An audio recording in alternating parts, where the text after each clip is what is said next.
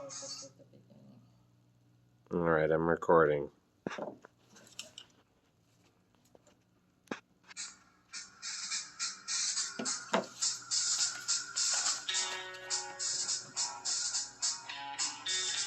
Oh, wrong way.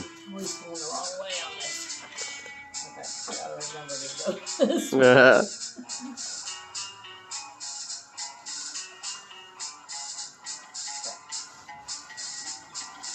It was a dark and moody night. Thunder murmured low across the hills, and a flicker of distant lightning cast brief shadows across the room.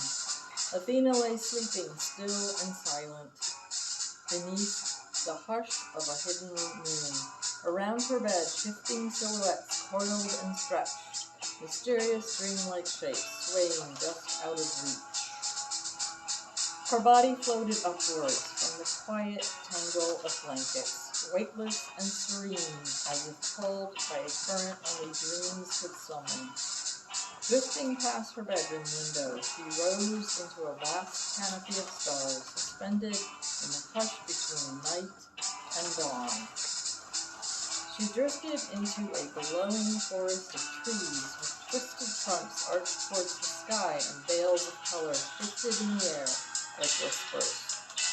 Eyes blinked open between the branches, watching her without menace. Only curiosity. Fragments of dreams stirred the leaves, brushing her skin like the wings of forgotten thoughts. Shadows slithered along the forest floor. 3 figures emerged from the mist, each more peculiar than the last. Severin, tall and silver-tongued, wore a cloak of riddles and sighed in half-truths. Quillock, bent and fidgeting, carried pockets full of broken compasses and clocks.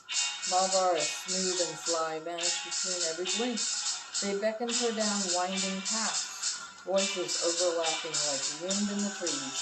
Lost, are you, or exactly where you need to be? A glowing green caterpillar curled atop a broad mushroom, his body coiled in lazy spirals. He had too many eyes and an unsettling stillness, as if he could see behind her thoughts. Go forward, he hummed. You must first look in. There's your repeat. Yeah, there we go. Perfect. He pointed a limb towards a path split by thorny brambles. They turned away, already dissolving into the mist. There, on the path before Athena, stood Vex, clothed in mishmashed fabrics and wearing a strange pope-like cone hat. His enormous, vivid blue backpack bulged with oddities, and his hands held a withered book. Flying clocks and teacups spun above Athena's head as she approached. Vex's eyes danced with mischief. You've come far, he giggled, but the riddle's only half solved. The path split before her, twisting left and right beneath the tangled canopy. There, lingering in the shifting shadows, flickered Malvaris, a sly grin curling across his lips. His form wavered like smoke, eyes gleaming with secrets and riddles. Which way will you choose? He teased in a playful whisper that seemed to echo from nowhere and everywhere at once. Athena stood still, heart pounding beneath the canopy's watchful eyes. The 2 paths stretched before her like mirrors, each promising discovery, danger, or escape.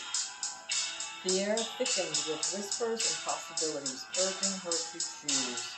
But which path would lead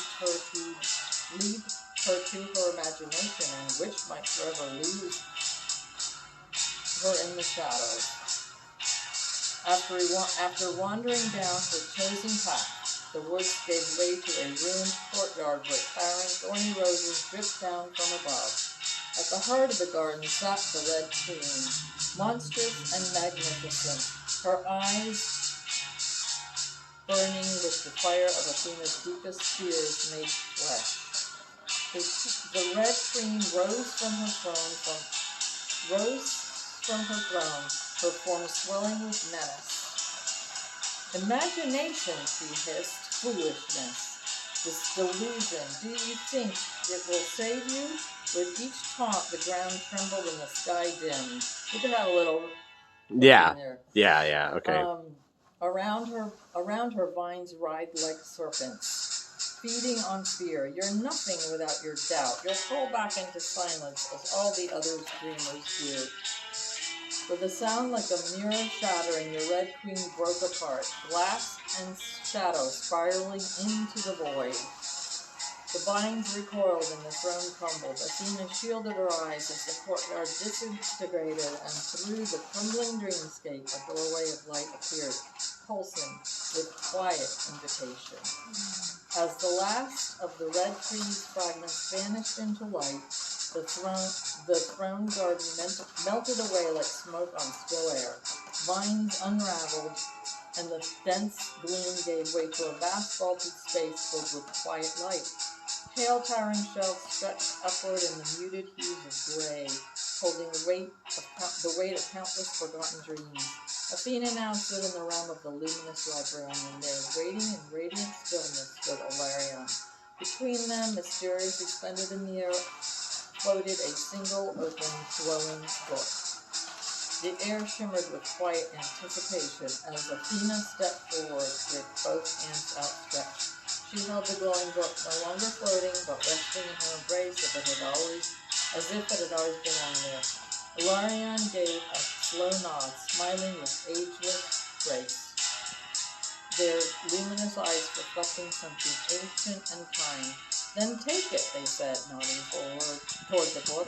It's always been yours. The library seemed to hush, as if honoring her choice.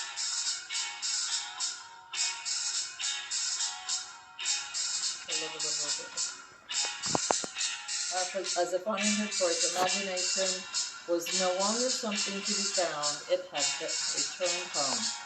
Soft morning light spilled across her pillow as Athena's eyes fluttered open. The storm had passed. Her room was quiet, but her heart stirred with vivid memory. Behind her faint shadows lingered echoes of the forest, the trickster, and something older still, fading like breath on glass. She reached for a journal at her bedside, its cover worn and waiting. As the ink touched the paper, her dream poured out. Wild forest, whispering tricksters, the red queen, and the luminous guide who showed her the way. She smiled, not needing to question it. The message was within her now, and the story had only just begun. And so it is with every soul who dares to dream. When fear rises like thorns, imagination becomes the key that unlocks the way forward. Athena's journey reminds us that our greatest shadows are not meant to trap us, but to be seen, shaped, and rewritten. Within every heart lies a book waiting to be opened, its pages bound not in certainty, but in courage, wonder, and wild, unshakable hope. Yay! Yay! The end. Hooray!